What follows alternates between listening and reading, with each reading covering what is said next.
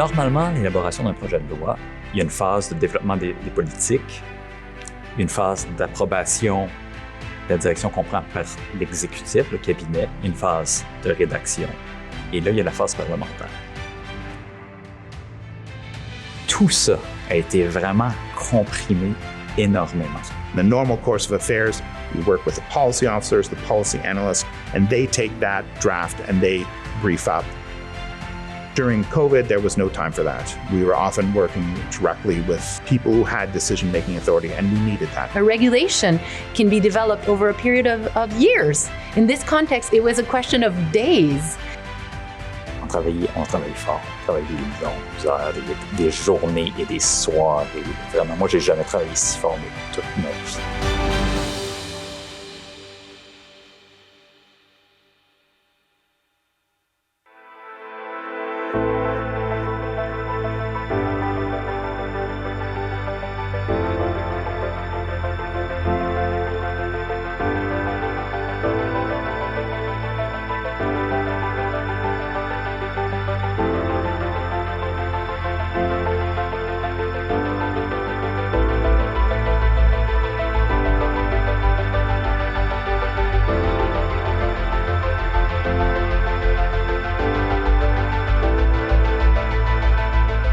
Le premier projet de loi d'urgence a été, je pense, sanctionné le 23 ou le 24 mars.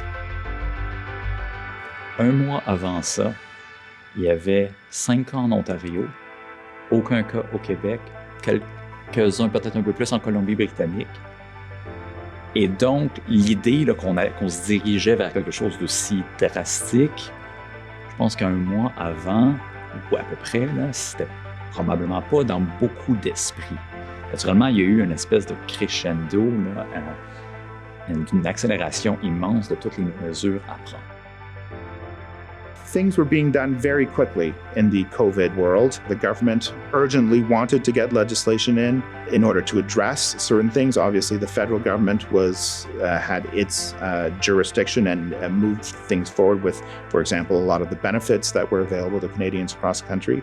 It needed legislation to do that, and so we had to respond very quickly. The government would seek unanimous consent from the opposition parties to pass legislation in one day instead of a year, 6 months, whatever period of time it normally takes. Je travaille pour la section de la réglementation de Santé Canada. Donc, nous, on était dans l'épicentre de la gestion de la pandémie.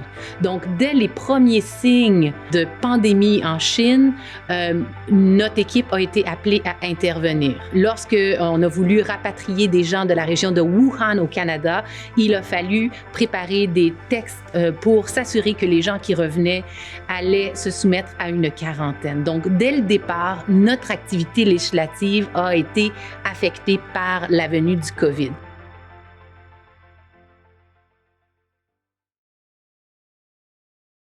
C'est important de comprendre la distinction entre un projet de loi, un projet de règlement et les autres instruments qui peuvent être créés par le gouvernement. D'une part, la loi se veut un cadre beaucoup plus général qui est préparé en vue d'une analyse par les parlementaires. Donc, c'est un texte qui est déposé au Parlement et qui sera examiné par les parlementaires en vue d'une adoption. Les règlements sont des textes qu'on dit délégués. C'est-à-dire que lorsqu'on construit un projet de loi, on prévoit des dispositions habilitantes permettant à un délégué, souvent le gouverneur en conseil, de prendre des textes législatifs. Évidemment, le Parlement ne peut pas se pencher sur toutes les questions qui se posent dans un domaine donné. Si on regarde un exemple particulier dans le monde des médicaments, la loi sur les aliments et drogues offre un cadre très général et prévoit que certains règlements peuvent être pris par le gouverneur en conseil.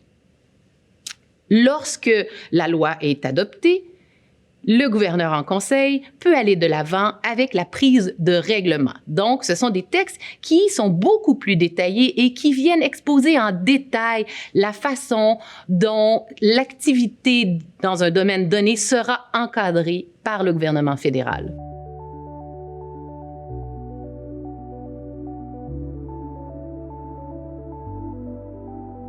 Pour mieux comprendre les services législatifs au sein du ministère de la Justice, il faut comprendre que le ministère de la Justice a pour mandat d'offrir des services aux différents ministères clients. Par exemple, à Santé Canada, ils ont des besoins en matière de conseil juridique, en matière d'activités législatives, et le ministère de la Justice va offrir des services à cet égard aux ministères clients. Ça peut être Santé Canada, ça peut être Transport Canada.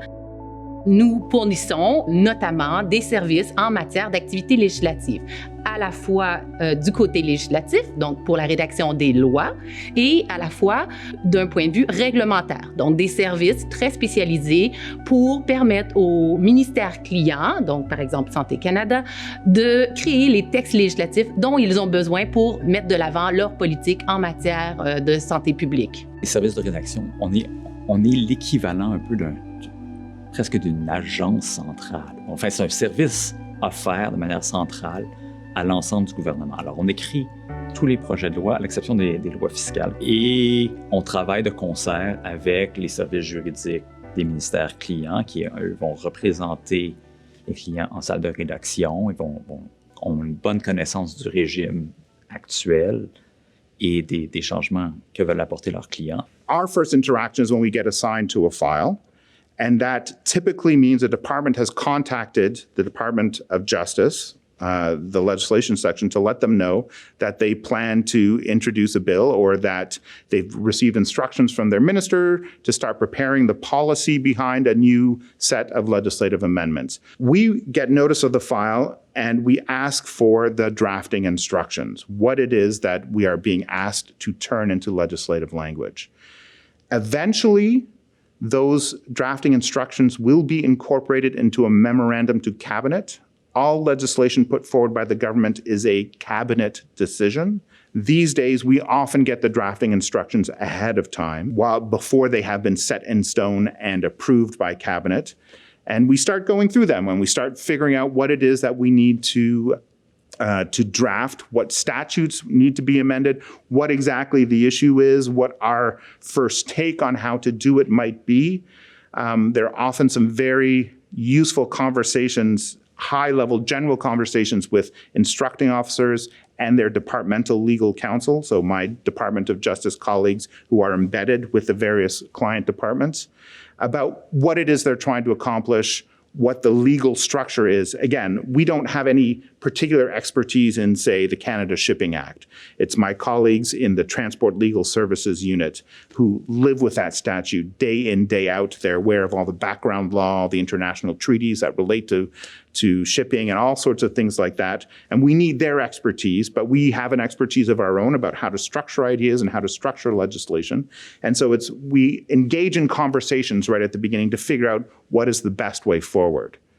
Eventually, we get into the drafting room.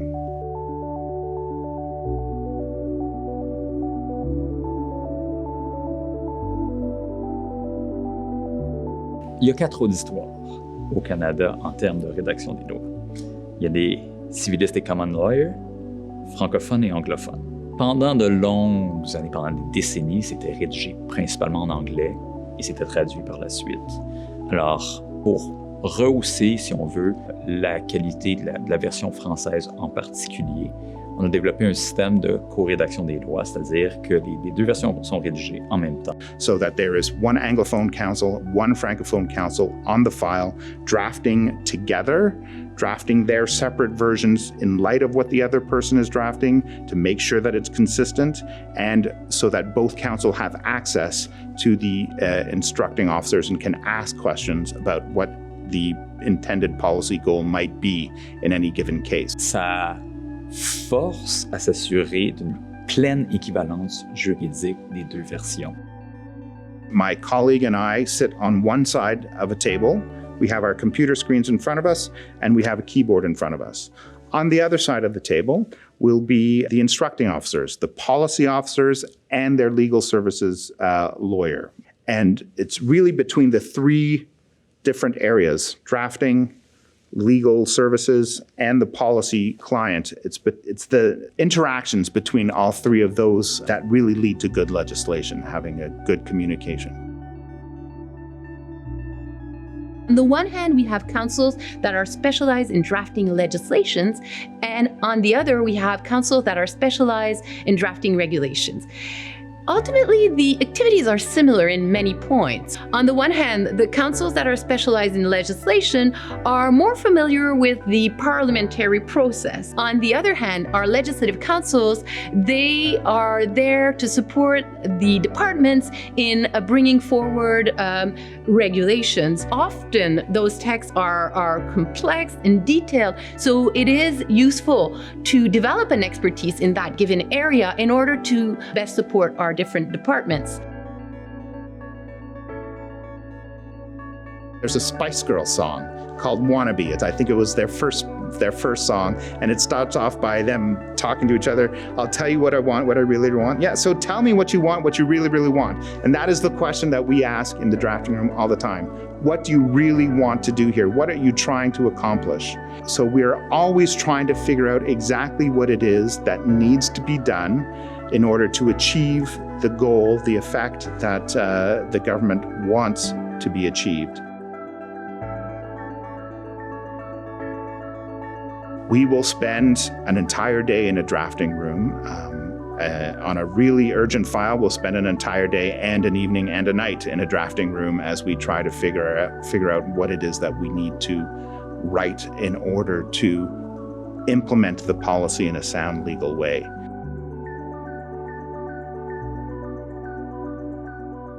Normalement, l'élaboration d'un projet de loi, il y a une phase de développement des politiques, il y a une phase d'approbation de la direction qu'on prend par l'exécutif, le cabinet. Oui, c'est ce qu'on veut. Il y a une phase de rédaction. Il y a une phase de révision de ce qu'on a fait, l'espèce de contrôle de qualité qui est à la toute fin. Puis on dépose.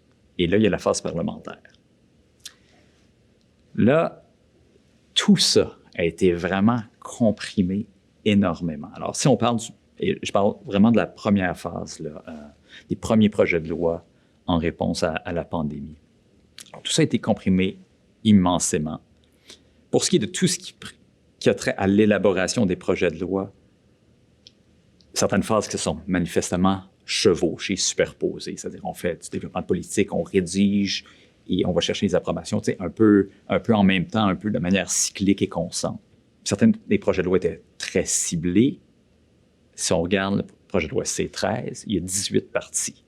18 parties, ça veut dire 18 morceaux de politique par différents ministères. Mais ça veut dire probablement plus d'une douzaine d'équipes de rédaction travaillant de manière simultanée. Et il y avait une espèce de tension sociale ou d'inquiétude sociale assez répandue. Et nous, on travaille pour aider le gouvernement et le Parlement à prendre certaines mesures visant à alléger, à retirer un peu de tension. In the normal course of drafting, we work with the policy officers, the policy analysts, and they take that draft and they brief up as necessary. During COVID, there was no time for that. We were often working directly with assistant deputy ministers and directors general, people who had decision-making authority, and we needed that. We needed someone to be working with someone who was able to make decisions about slight variations in policy, the kind of thing that perhaps the very highest levels aren't normally engaged with, but that are necessary in order to complete a legal rule and create a legal text. In the context of COVID-19, we did not have the luxury of time. All our best elements were put together in a drafting room, and there were no drafting instructions. We had precedents, we had a very good understanding of the framework, and we developed what was needed to respond to this specific situation. That was done in very short timeline. A regulation can be developed over a period of years. In this context, it was a question of days. On travaille fort, on travaille des longues heures, des journées et des soirées. Là. Vraiment, moi, j'ai jamais travaillé si fort de toute ma vie. I can remember one time where we were under the gun to get something out, and my director kept sending emails, "Are you ready? Are you ready?" And I've never done this before. I had to tell my director and an ADM to please stop talking to us, let us finish, and we will get to you in about 5 minutes if there are no more interruptions. That's very unusual. Well, the government is a bit of a hierarchical organization. I would never tell an assistant deputy minister to stop talking to me normally, but needs must, and we had to get something out, and the best way to do that in that particular circumstance was for us to finish looking at the text and turn something out to get it to them as quickly as we could. Ça a épuisé tout le monde. Là. Je veux dire, nos journées de travail, ça commençait à 7 heures du matin et là, vers 5 heures, ma patronne, la directrice de la section de la législation, qui est vraiment une femme incroyable, Jackie Cool, et là, on se disait, OK, là, on fait rentrer les gens au bureau pour le travail de coordination, la dernière minute, qui, à distance, au début, on savait moins comment le faire.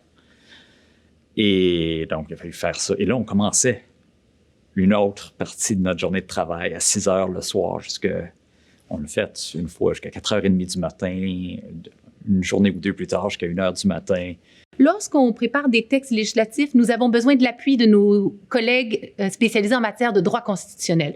Nous avons besoin de nos experts en matière de droit de la personne. Nous avons besoin de l'avocat qui connaît le régime de la loi sur les aliments et drogues sur le bout de ses doigts. Nous avons besoin des jurilinguistes pour nous aider. Lorsque tout va à 100 000 à l'heure, il faut que toutes ces personnes soient disponibles et collaborent de manière efficace. Et c'est cette collaboration-là, moi, qui m'a impressionnée. L'efficacité avec laquelle tous les intervenants ont travaillé a permis une réponse extrêmement solide de la part du ministère de la Justice et de la part du gouvernement de manière plus large. Et pour moi, ça a été le succès. Je l'ai vu dans les décrets pris au terme de la loi sur la quarantaine.